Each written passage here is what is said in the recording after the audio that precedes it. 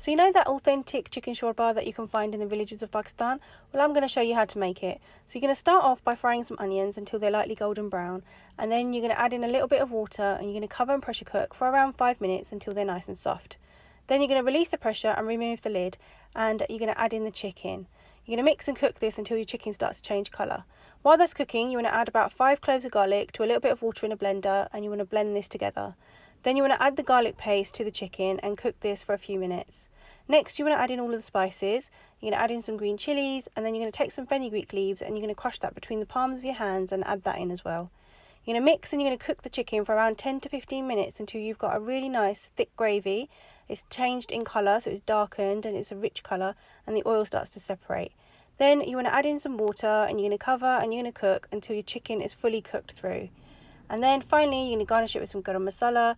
You can serve it with some garam rotis. So good, so tasty, and so easy to make. Enjoy!